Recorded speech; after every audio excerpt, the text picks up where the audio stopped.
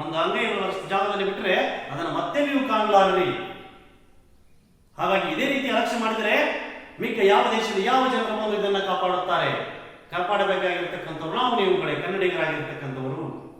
ಹಾಗಾಗಿ ಅದು ಹೋದರೆ ಹೋಗಲಿ ಎನ್ನುವ ಹಾಗಿದ್ದರೆ ಈ ಕಡೆ ಬಂಗಾಳ ಕೊಲ್ಲಿದೆ, ಆ ಕಡೆ ಅರಬ್ಬಿ ಸಮುದ್ರವಿದೆ, ಗುಡಿಸಿ ಹಾಕಿಬಿಡಿ, ಇತರ ಭಾಷೆಗಳು ಒತ್ತಿಕೊಂಡು ಬರಲಿ, ಆಕ್ರಮಿಸಿಕೊಳ್ಳಲಿ ಅಂತ ಬಹಳ ದುಃಖದಿಂದ, ನೋವಿನಿಂದ, ಖೇದದಿಂದ ಹೇಳ್ತಕ್ಕಂಥ ಈ ಮಾತನ್ನ ಓದಿದಾಗ ಬಾಲ್ಯಾವಸ್ಥೆಯಲ್ಲಿರ್ತಕ್ಕಂಥ ಅಥವಾ ಹೈಸ್ಕೂಲ್ ವಿದ್ಯಾರ್ಥಿಯಾಗಿರ್ತಕ್ಕಂಥ ಈ ಹಾಮಾನಾಯ ಅವರ AR ಕೃಷ್ಣಶಾಸ್ತ್ರಿಗಳ ಮನದ ಮಾತನ್ನ ಅರ್ಥ ಮಾಡಿಕೊಂಡು ಬಹಳ ದುಃಖದಿಂದ ಅವತ್ತೇ ಅವರು ನಿರ್ಧರಿಸಿದರು, ಇನ್ನು ಮುಂದೆ ನನ್ನ ಜೀವಮಾನವಲ್ಲ ಈ ಕನ್ನಡಕ್ಕಾಗಿ ನನ್ನನ್ನು ನಾನು ಅರ್ಪಿಸ್ಕೊತೀನಿ ಅಂತ.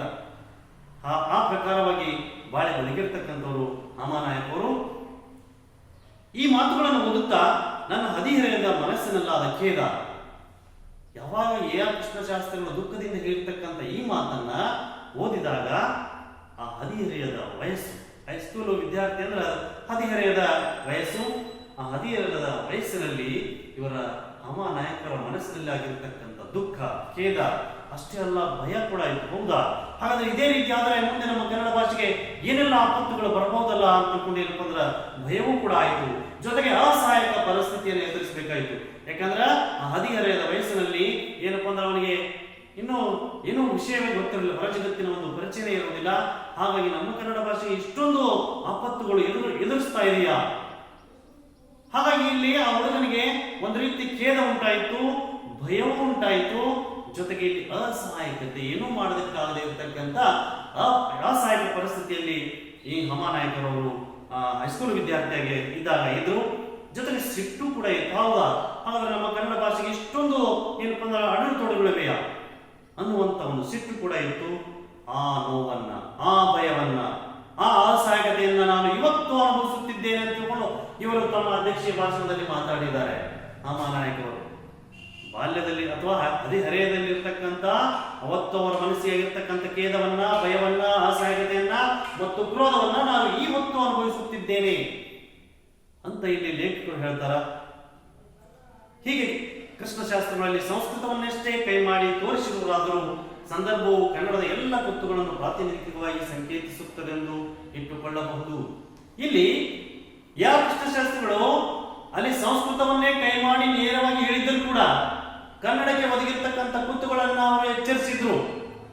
ಈ ಕನ್ನಡಕ್ಕೆ ಬಂದಿರತಕ್ಕಂಥ ಎಲ್ಲ ಕುತ್ತುಗಳನ್ನ ಇಲ್ಲಿ ಪ್ರಾತಿನಿಧಿಕವಾಗಿ ಇಟ್ಟುಕೊಂಡು ಅವರು ಹೇಳಲಾಗಿದೆ. ಇಂಗ್ಲಿಷ್ ಮತ್ತು ಹಿಂದಿ ಭಾಷೆಗಳು ನಮ್ಮ ದೇಶದ ಪ್ರಾಂತೀಯ ಭಾಷೆಗಳ ಸ್ಥಾನವನ್ನು ಆಕ್ರಮಿಸಿಕೊಳ್ಳುತ್ತಿವೆ. ಇವತ್ತು ಇಂಗ್ಲಿಷ್ ಮತ್ತು ಹಿಂದಿ ಭಾಷೆಗಳು ಏನ್ ಮಾಡ್ತಾ ಇಪ್ಪ ಅಂದ್ರ ನಮ್ಮ ದೇಶದಲ್ಲಿ ಏನಪ್ಪ ಅಂದ್ರೆ ಹಲವಾರು ಭಾಷೆಗಳಿಂದ ಕೂಡಿರ್ತಕ್ಕಂಥ ದೇಶ ಇದೆ, ಹಲವಾರು ಸಂಸ್ಕೃತಿಯನ್ನು ಹೊಂದಿರತಕ್ಕಂಥ ಒಂದು ಸಮೃದ್ಧ ದೇಶ, ಹಲವಾರು ಪ್ರಾಂತೀಯ ಭಾಷೆಗಳನ್ನ ಒಳಗೊಂಡಿರ್ತಕ್ಕಂಥ ಈ ದೇಶದಲ್ಲಿ ಈ ಸ್ಥಳೀಯ ಭಾಷೆಗಳನ್ನ ಆಕ್ರಮಿಸಿಕೊಳ್ಳಲು ಬರ್ತಾ ಇವೆ. ಯಾವಪ್ಪ ಅಂತಂದ್ರಲ್ಲಿ ಇಂಗ್ಲಿಷ್ ಮತ್ತು ಹಿಂದಿ ಭಾಷೆಗಳು. ಇಂಗ್ಲಿಷ್ ಮತ್ತು ಹಿಂದಿ ಭಾಷೆಗಳು ನಮ್ಮ ಭಾರತ ದೇಶದಲ್ಲಿರ್ತಕ್ಕಂಥ ಸ್ಥಳೀಯ ಭಾಷೆಗಳಿಗೆ ಪೆಟ್ಟನ್ನು ಕೊಡ್ತಾ ಇವೆ. ಅವುಗಳ ಸ್ಥಾನವನ್ನ ಇವು ಆಕ್ರಮಿಸಿಕೊಳ್ತಾ ಇವೆ. ಸ್ಥಳೀಯ ಭಾಷೆಗಳ ಸ್ಥಾನಮಾನಗಳನ್ನು ಕಿತ್ತುಕೊಳ್ಳುತ್ತಿವೆ ಇಂಗ್ಲಿಷ್ ಮತ್ತು ಹಿಂದಿ ಭಾಷೆಗಳು.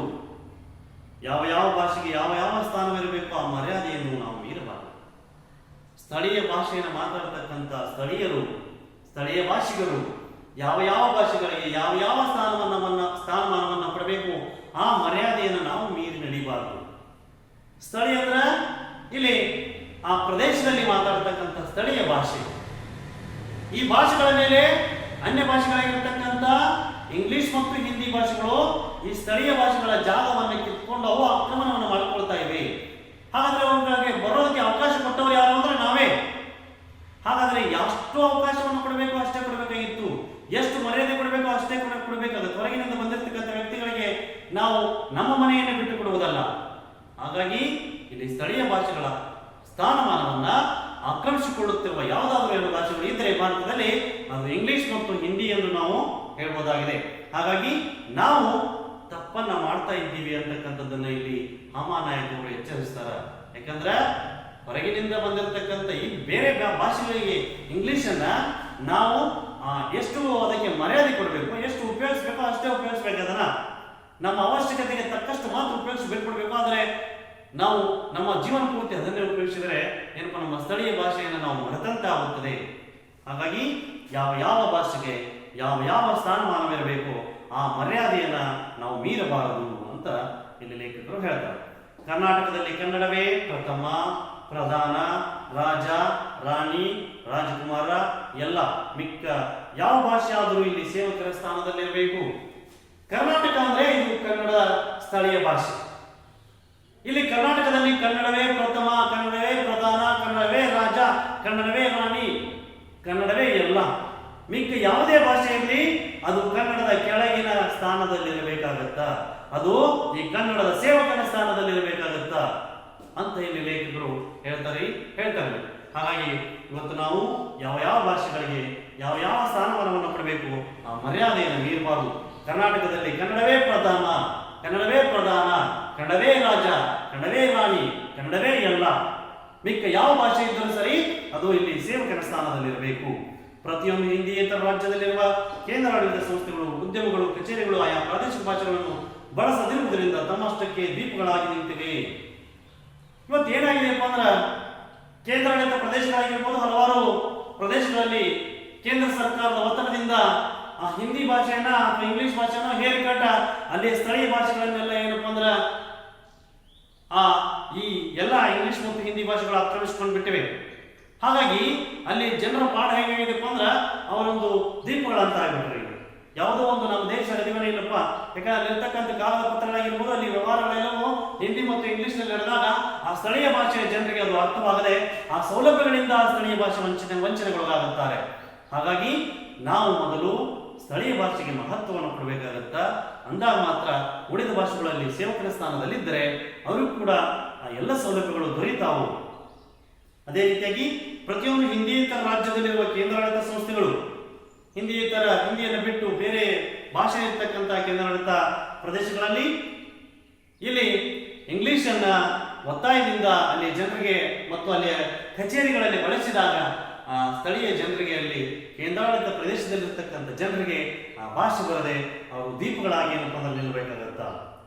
ಹೀಗಾಗಿ ಅಲ್ಲಿಯ ಉದ್ಯಮಗಳು, ಕೇಂದ್ರಗಳು ಆಯಾ ಪ್ರಾದೇಶಿಕ ಭಾಷೆಗಳನ್ನು ಬಳಸದಿರುವುದರಿಂದ ತಮ್ಮಷ್ಟಕ್ಕೆ ದ್ವೀಪಗಳಾಗಿ ನಿಂತಿವೆ. ವಿಮಾನದಲ್ಲಿ ಮೊದಲ ಸಲ ಪ್ರಯಾಣ ಮಾಡಲು ಬಂದಿದ್ದ ನನ್ನ ಮಿತ್ರರೊಬ್ಬರು ಬೆಂಗಳೂರು ವಿಮಾನ ನಿಲ್ದಾಣದಲ್ಲಿ ನನ್ನನ್ನು ಕೇಳಿದರು, ಇದೇನು ಸರ್, ನಾವು ಎಲ್ಲಿದ್ದೇವೆ, ಇಲ್ಲಿ ಒಂದು ಕೂಡ ಕನ್ನಡ ಅಕ್ಷರವೇ ಕಾಣುವುದಿಲ್ಲವಲ್ಲ. ಹೀಗೆ ಒಂದ್ಸಾರಿ ನಮ್ಮ ರಾಜ್ಯದ ರಾಜಧಾನಿಯಾಗಿರ್ತಕ್ಕಂಥ ಬೆಂಗಳೂರಿಗೆ ಅವರ ಸ್ನೇಹಿತರೊಟ್ಟಿಗೆ ಹೋಗಿದ್ದರಲ್ಲಿ ಲೇಖಕರು ಹಾಮಾನಾಯಕ್ ಅವರು, ಅವರ ಸ್ನೇಹಿತರು ಮತ್ತು ಇವರು ಜೊತೆ ಸೇರಿ ವಿಮಾನ ನಿಲ್ದಾಣದಲ್ಲಿ ಹೋಗುವಾಗ ಆ ಕಡೆ ಈ ಕಡೆ ನೋಡಿದಾಗ ಎಲ್ಲೂ ಕೂಡ ಒಂದು ಕನ್ನಡ ಅಕ್ಷರ ಕಾಣಿಸಲಿಲ್ಲ. ಅದಕ್ಕೆ ಆ ಲೇಖಕರಿಗೆ ಪ್ರಶ್ನೆಯನ್ನು ಮಾಡಿದರು ಅವರ ಸ್ನೇಹಿತ, ಏನ್ರಿ ಹಾಮಾನಾಯಕರವರೇ, ಇದು ನಮ್ಮ ದೇಶದ ನಮ್ಮ ರಾಜ್ಯದ ರಾಜಧಾನಿ ಐತಿ, ನಮ್ಮ ಕನ್ನಡ ನಾಡಿನ ರಾಜಧಾನಿ ಇದು, ಇಂತಹ ಒಂದು ರಾಜಧಾನಿಯಲ್ಲಿ ವಿಮಾನ ನಿಲ್ದಾಣದಲ್ಲಿ ಎಲ್ಲೂ ಒಂದು ಕನ್ನಡ ಅಕ್ಷರವೇ ಕಾಣ್ತಾ ಇಲ್ಲ ಅಲ್ಲ ಅಂತ ಬಹಳ ಬೇಸರದಿಂದ ಅವರ ಸ್ನೇಹಿತ ಕೇಳಿದ. ಅವಾಗ ಲೇಖಕರಾಗಿರ್ತಕ್ಕಂಥ ಹಾಮಾನಾಯಕರವರು ಅಂದ್ರು, ಏನಂದ್ರಲ್ಲಿ ಕಾಣಿಸಿದೇನು, ಅಲ್ಲಿ ನೋಡಿ ಕಕ್ಕಸಿನ ಮೇಲೆ ಕನ್ನಡದಲ್ಲಿ ಗಂಡಸರು ಹೆಂಗಸರು ಎಂದು ಬರೆದಿದ್ದಾರೆ.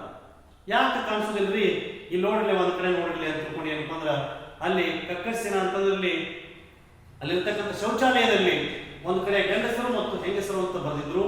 ಅಂದ್ರ ಬೇರೆ ಎಲ್ಲಿ ನೋಡಿದ್ರು ಇವರಿಗೆ ಕನ್ನಡ ಅಕ್ಷರಗಳೇ ಕಾಣಲಿಲ್ಲ. ವಿಮಾನ ನಿಲ್ದಾಣ ಸೂಚನಾ ಫಲಕದಲ್ಲಿ ಆಗಿರಬಹುದು, ಅಲ್ಲಿರ್ತಕ್ಕಂಥ ಯಾವುದೇ ಬೋರ್ಡ್ಗಳು ಕನ್ನಡದಲ್ಲಿ ಇರಲಿಲ್ಲ, ಎಲ್ಲವೂ ಇಂಗ್ಲಿಷ್ ಮತ್ತು ಹಿಂದಿಯಲ್ಲಿ ಇದ್ವು. ಆದರೆ ಆ ಶೌಚಾಲಯದಲ್ಲಿ ಮಾತ್ರ ಏನಿತ್ತಪ್ಪ ಅಂತಂದ್ರೆ ಒಂದು ಕಡೆ ಗಂಡಸರು ಮತ್ತು ಒಂದು ಕಡೆ ಹೆಂಗಸರು ಅಂತ ಬರೆದಿದ್ರು. ಹಾಗಾಗಿ ಕೇಂದ್ರ ಸರ್ಕಾರ ನಮ್ಮ ಕನ್ನಡ ಭಾಷೆ ಕೊಟ್ಟಿರ್ತಕ್ಕಂಥ ಮರ್ಯಾದೆ ಎಷ್ಟಿದೆ ಅನ್ನೋದನ್ನ ಇಲ್ಲಿ ವ್ಯಂಗ್ಯವಾಗಿ ಹಾಮಾನಾಯಕರು ತಮ್ಮ ಸ್ನೇಹಿತರಿಗೆ ಹೇಳಿದ್ರು. ಹಾಗಾಗಿ ಕಾಣಿಸಿದೇನು, ಅಲ್ಲಿ ನೋಡಿ ಕಕ್ಕಸಿನ ಮೇಲೆ ಕನ್ನಡದಲ್ಲಿ ಗಂಡಸರು ಹೆಂಗಸರು ಎಂದು ಬರೆದಿದ್ದಾರಲ್ಲ, ಇದು ಕೇಂದ್ರ ಸರ್ಕಾರ ಕನ್ನಡಕ್ಕೆ ತೋರಿಸುವ ಮರ್ಯಾದೆ. ಕೇಂದ್ರ ಸರ್ಕಾರ ನಮ್ಮ ಸ್ಥಳೀಯ ಭಾಷೆಗಳಿಗೆ ಯಾವ ರೀತಿ ಅಗೌರವವನ್ನು ತೋರಿಸ್ತಾ ಇದೆ ಅಂತಕ್ಕಂಥದ್ದನ್ನ ಇಲ್ಲಿ ಅವರು ಎಚ್ಚರಿಸಿದರು. ಹಾಗಾಗಿ ಬೆಂಗಳೂರು ವಿಮಾನ ನಿಲ್ದಾಣದಲ್ಲಿ ಕನ್ನಡದ ಸೂಚನೆಗಳು ಇಲ್ಲದಿದ್ದರೆ ಇನ್ನು ಯಾವ ಕಡೆ ಇರುವುದು ಸಾಧ್ಯ? ಹಾಗಾದ್ರೆ ನಮ್ಮ ಸ್ಥಳೀಯ ನಾಡಾಗಿರ್ತಕ್ಕಂಥ ಸ್ಥಳೀಯ ಭಾಷೆಯನ್ನು ಹೊಂದಿರತಕ್ಕಂಥ ಈ ಬೆಂಗಳೂರಿನಲ್ಲಿ ಕನ್ನಡದ ಸೂಚನೆಗಳು ಇಲ್ಲಪ್ಪ ಅಂತಂದ್ರೆ ಮಿಕ್ಕ ಬೇರೆ ಕಡೆ ಕನ್ನಡದ ಸೂಚನೆಗಳು ಇರಲು ಸಾಧ್ಯವೇ? ಇನ್ನೇನು ಅಮೆರಿಕದಾಗ ಅದಾವ, ಇಂಗ್ಲೆಂಡ್ದಾಗ ಅದಾವ, ಮುಂಬೈದಾಗ ಅದಾವ ಅಥವಾ ಕಲ್ಕತ್ತಾದಾಗ ಅದಾವ? ಎಲ್ಲಿ ನೋಡ್ಬೇಕು? ನಮ್ಮ ರಾಜ್ಯದ ರಾಜಧಾನಿ ಆಗಿರ್ತಕ್ಕಂಥ ಬೆಂಗಳೂರಿನಂತ ಈ ವಿಮಾನ ನಿಲ್ದಾಣದಲ್ಲಿ ಕನ್ನಡದ ಸೂಚನೆಗಳು ಇಲ್ಲಪ್ಪ ಅಂತಂದ್ರೆ ಮಿಕ್ಕ ಯಾವ ಸ್ಥಳದಲ್ಲಿ ಇರಲು ಸಾಧ್ಯ ಅಂತ ಲೇಖಕರು ಇಲ್ಲಿ ಪ್ರಶ್ನೆಯನ್ನ ಮಾಡ್ತಾರ. ಜೊತೆಗೆ ವಿಮಾನ ನಿಲ್ದಾಣದ ಎಲ್ಲ ಪ್ರಕಟಣೆಗಳು ಪ್ರಾದೇಶಿಕ ಭಾಷೆಗಳಲ್ಲಿ ಇರುವುದು ಅಗತ್ಯ. ಏನೇ ಪ್ರಕಟಣೆ ಇರಲಿ ಅದು ಅಲ್ಲಿನ ಪ್ರಾದೇಶಿಕ ಅಥವಾ ಸ್ಥಳೀಯ ಭಾಷೆಯನ್ನು ಒಳಗೊಂಡಿರಬೇಕಾಗುತ್ತ. ವಿಮಾನ ನಿಲ್ದಾಣದಲ್ಲಿ ಪ್ರಾದೇಶಿಕ ಭಾಷೆಯನ್ನು ಬಳಸದಿದ್ದರೆ ಅಲ್ಲಿ ಜನರು ಏನೋ ಅದನ್ನು ಅರ್ಥ ಮಾಡಿಕೊಳ್ಳುವುದಿಲ್ಲ. ಬೇರೆ ಭಾಷೆಯಲ್ಲಿದ್ದರೆ ಅದು ಅವರಿಗೆ ಓದಲು ಬರುವುದಿಲ್ಲ, ಬರೆಯಲು ಬರುವುದಿಲ್ಲ, ಹಾಗಾಗಿ ಅದು ಅವರಿಗೆ ಅರ್ಥವೂ ಆಗುವುದಿಲ್ಲ. ಹಾಗಾಗಿ ವಿಮಾನದ ಒಂದು ಸೌಲಭ್ಯದಿಂದ ಆ ಜನ ವಂಚಿತರಾಗಿ ದ್ವೀಪಗಳಾಗಿ ನಿಲ್ಲಬೇಕಾಗತ್ತ. ಇನ್ನು ದೇಶದಲ್ಲಿ ವಿಮಾನ ನಿಲ್ದಾಣಗಳಲ್ಲಿ ಪ್ರಾದೇಶಿಕ ಭಾಷೆಯನ್ನು ಬಳಸುವುದು ಅಗತ್ಯ. ಇಂಗ್ಲಿಷ್, ಹಿಂದಿ ಬಾರದವರು ಈ ದೇಶದಲ್ಲಿ ವಿಮಾನ ಪ್ರಯಾಣ ಮಾಡಬಾರದೆ. ಹಾಗಾದ್ರೆ ಎಲ್ಲೋ ಕನ್ನಡ ಭಾಷೆನೇ ಬಳಸಿಲ್ಲ ಅಂತಂದ್ರೆ ಕನ್ನಡಿಗರು ವಿಮಾನ ಪ್ರಯಾಣವನ್ನು ಮಾಡಬಾರದೆ. ಇಂಗ್ಲಿಷ್ ಮತ್ತು ಹಿಂದಿ ಭಾಷೆಯನ್ನು ಮಾತ್ರ ಬಳಸಿದ್ರೆ ಕನ್ನಡಿಗರಾಗಿರ್ತಕ್ಕಂಥವ್ರು ವಿಮಾನ ಪ್ರಯಾಣವನ್ನು ಮಾಡಬಾರದೆ ಅಂತ ತಿಳ್ಕೊಂಡು ಏನಪ್ಪ ಪ್ರಶ್ನೆಯನ್ನು ಮಾಡ್ತಾರ. ಬೆಂಗಳೂರು, ಮಂಗಳೂರು, ಬೆಳಗಾವಿ ವಿಮಾನ ನಿಲ್ದಾಣಗಳಿಂದ ಹೊರಡುವ ಮತ್ತು ಅಲ್ಲಿ ಬರುವ ವಿಮಾನದೊಳಗಿನ ಪ್ರಕಟಣೆಗಳನ್ನು ಕನ್ನಡದಲ್ಲಿರಬೇಕು. ಇದೇನು ಬಹು ಖರ್ಚಿನ ಭಾರಿ ದೊಡ್ಡ ಕೆಲಸವಲ್ಲ. ಬಹುಭಾಷೆಗಳ ಈ ರಾಷ್ಟ್ರದಲ್ಲಿ ನಾವು ಒಡೆಯದೆ ಬಾಳಬೇಕಾದರೆ ಎಲ್ಲ ಭಾಷೆಗಳ ಸಮಾನ ಬಳಕೆ, ಎಲ್ಲ ಭಾಷೆಗಳಲ್ಲಿ ಸಮಾನ ಗೌರವ ಅತ್ಯಗತ್ಯ. ನಾವು ಅಂತಾರಾಷ್ಟ್ರೀಯ ವಿಮಾನಗಳಲ್ಲಿ ಏನೋ ಹಿಂದಿ ಇಂಗ್ಲಿಷ್ ಅನ್ನ ಉಪಯೋಗಿಸಿ ಸ್ವಲ್ಪ ನಡೀತಿದ್ದೆ. ಆದರೆ ಸ್ಥಳೀಯವಾಗಿ ಓಡಾಡ್ತಕ್ಕಂಥ ಈ ವಿಮಾನಗಳು ಬೆಂಗಳೂರಿನಿಂದ ಬೆಳಗಾವಿಗೆ ಆಗಿರ್ಬೋದು, ಹಿಂಗೆ ಸ್ಥಳೀಯವಾಗಿ ಓಡಾಡ್ತಕ್ಕಂಥ ವಿಮಾನಗಳಲ್ಲಾದರೂ ಈ ಎಲ್ಲ ವಿಮಾನದಲ್ಲಿ ಇರ್ತಕ್ಕಂಥ ಪ್ರಕಟಣೆಗಳು, ಸೂಚನಾ ಫಲಕಗಳು ಎಲ್ಲವೂ ಕನ್ನಡದಲ್ಲಿದ್ದರೆ ಅದು ಸರಿ. ಅಂದ್ರೆ ಆಯಾ ಎಲ್ಲ ಸ್ಥಳೀಯ ಭಾಷೆಗಳಿಗೆ ಸಮಾನವಾಗಿರ್ತಕ್ಕಂಥ ಬಹುಭಾಷೆಯನ್ನು ಕೂಡಿರ್ತಕ್ಕಂಥ ಈ ದೇಶದಲ್ಲಿ ಸ್ಥಳೀಯ ಭಾಷೆಗಳಿಗೆ ಪ್ರಾಶಸ್ತ್ಯವನ್ನು ಕೊಟ್ಟರೆ ಆ ಭಾಷೆಗಳ ಮೇಲೆ ನಮಗೂ ಒಂದು ರೀತಿ ಗೌರವ ಅಂತಕ್ಕಂಥದ್ದು ಬೆಳೆದೇ ಬೆಳೆಯುತ್ತದೆ. ಹೀಗೆ ಬೆಂಗಳೂರು, ಮಂಗಳೂರು, ಬೆಳಗಾವಿ ವಿಮಾನ ನಿಲ್ದಾಣಗಳಿಂದ ಹೊರಡುವ ಮತ್ತು ಅಲ್ಲಿಗೆ ಬರುವ ವಿಮಾನದೊಳಗಿನ ಪ್ರಕಟಣೆಗಳು ಕನ್ನಡದಲ್ಲಿರಬೇಕು. ಇದೇನು ಬಹು ಖರ್ಚಿನ ಕೆಲಸವಲ್ಲ, ಅದೇನು ಬಹಳ ಖರ್ಚಾಗುವುದಿಲ್ಲ. ಅಲ್ಲಿ ಹೊರಡುವ ಮತ್ತು ಬರುವ ವಿಮಾನಗಳಲ್ಲಿ ಪ್ರಕಟಣೆಗಳೆಲ್ಲವೂ ಕನ್ನಡ ಮತ್ತು ಆಯಾ ಸ್ಥಳೀಯ ಭಾಷೆಗಳಲ್ಲಿ ಇದ್ದರೆ ಏನಪ್ಪಾ ಅಂದ್ರೆ ಸ್ಥಳೀಯ ಜನರಿಗೆ ಅದು ಏನಪ್ಪಾ ಅಂದ್ರೆ ಅರ್ಥವಾಗುತ್ತವೆ. ಅವು ಜನರು ಕೂಡ ಆ ವಿಮಾನಗಳ ಸದ್ಬಳಕೆಯನ್ನು ಮಾಡಿಕೊಳ್ಳೋದಕ್ಕೆ ಸಾಧ್ಯವಾಗುತ್ತದೆ. ಹೀಗೆ ಎಲ್ಲ ಭಾಷೆಗಳಲ್ಲಿ ಸಮಾನ ಗೌರವ ಕೂಡ ಅಗತ್ಯ. ಕೇಂದ್ರ ಸರ್ಕಾರದ ಕಚೇರಿ ಯಾವ ರಾಜ್ಯದಲ್ಲಿ ಇರುತ್ತದೆಯೋ ಆ ರಾಜ್ಯದ ಭಾಷೆಯನ್ನು ಅಲ್ಲಿನ ಜನರೊಂದಿಗೆ ಮತ್ತು ಸರ್ಕಾರದೊಂದಿಗೆ ಬಳಸಬೇಕು. ಕೇಂದ್ರ ಸರ್ಕಾರದಿಂದ ಯಾವುದೇ ಕಚೇರಿಗಳು ನಡೀತಾ ಇದ್ರೆ ಆ ಕಚೇರಿಯಲ್ಲಿ ಆ ಸ್ಥಳೀಯ ಭಾಷೆಯನ್ನು ಮಾತಾಡಬೇಕು, ಅವರು ಸ್ಥಳೀಯ ಭಾಷೆಯನ್ನು ಉಪಯೋಗಿಸಬೇಕು, ಅವರು ಸ್ಥಳೀಯ ಭಾಷೆಯನ್ನು ಓದಲು ಬರೆಯಲು ಬರುವಂತವರನ್ನ ಅಲ್ಲಿ ನೇಮಕವನ್ನು ಮಾಡಬೇಕಾಗತ್ತ. ಹೀಗೆ ಆ ನೌಕರರು ಆ ಭಾಷೆಯನ್ನು ಮಾತಾಡಿದಾಗ ಅಲ್ಲಿ ಸ್ಥಳೀಯ ಜನರೊಂದಿಗೆ ವ್ಯವಹಾರಗಳು ನಡೀತಾವು. ಇರಲಿಲ್ಲಪ್ಪ ಅಂದ್ರೆ ಕೇವಲ ಏನಪ್ಪ ಅಂದ್ರೆ ಕಾಟಾಚಾರಕ್ಕಾಗಿ ಆ ಕಚೇರಿಗಳು ನಡೀತಾವು. ರಾಜ್ಯದ ಭಾಷೆಯನ್ನು ಬಲ್ಲವರಾಗಿರಬೇಕು ಅಲ್ಲಿರ್ತಕ್ಕಂಥ ನೌಕರರು ಎಂದು ರಾಜಮನ್ನಾರ್ ಸಮಿತಿ 1969ರಲ್ಲಿ ಈ ವರದಿಯಲ್ಲಿ ತಿಳಿಸಲಾಗಿದೆ. ಆದ್ದರಿಂದ ಈ ಭಾಷೆಯ ಸಮಸ್ಯೆ ಕೇಂದ್ರ ರಾಜ್ಯಗಳ ಸಂಬಂಧದಲ್ಲಿ ಬಹುಮುಖ್ಯವಾದ ವಿಷಯವಾಗಿದೆ. ಕೇಂದ್ರ ಮತ್ತು ರಾಜ್ಯಗಳ ಸಂಬಂಧಗಳು ಗಟ್ಟಿಯಾಗಿರ್ಬೇಕಪ್ಪ ಅಂದ್ರೆ ಈ ಭಾಷೆಗಳನ್ನ ಪರಸ್ಪರ ಗೌರವದಿಂದ ಕಾಣುವಂತ ಸ್ಥಳೀಯ ಭಾಷೆಗೆ ಮಹತ್ವವನ್ನು ಕೊಟ್ಟಾಗ ಮಾತ್ರ ಏನಪ್ಪ ಅಂದ್ರೆ ಎಲ್ಲ ಭಾಷೆಗಳು ಪರಸ್ಪರ ಗೌರವದಿಂದ ಏನಪ್ಪ ಅಂದ್ರೆ ಸ್ಥಳೀಯ ಭಾಷೆಗಳಿಗೆ ನಾವು ಮಹತ್ವವನ್ನು ಕೊಡೋದ್ರಿಂದ ನಮ್ಮ ದೇಶದಲ್ಲಿರ್ತಕ್ಕಂಥ ಎಲ್ಲ ಭಾಷೆಗಳಿಗೆ ಪರಸ್ಪರ ಗೌರವ ಭಾವನೆ ಬೆಳೆಯೋದಕ್ಕೆ ಸಾಧ್ಯವಾಗುತ್ತದೆ. ಹಾಗಾಗಿ ಪರಸ್ಪರ ರಾಜ್ಯಗಳ ಸಂಬಂಧಗಳು ವೃದ್ಧಿಸೋದಕ್ಕೆ ಸಾಧ್ಯ ಆಗುತ್ತವೆ ಎಂದು ಹೇಳ್ತಾ ಇವತ್ತಿನ ಈ ಲೇಖನ ಭಾಗವನ್ನು ಕುರಿತು ಇಲ್ಲಿಗೆ ಮುಗಿಸೋಣ. ಮುಂದಿನ ತರಗತಿಯಲ್ಲಿ ಮತ್ತೆ ಮುಂದುವರಿದ ಭಾಗವನ್ನು ಕುರಿತು ಅಭ್ಯಾಸವನ್ನು ಮಾಡೋಣ.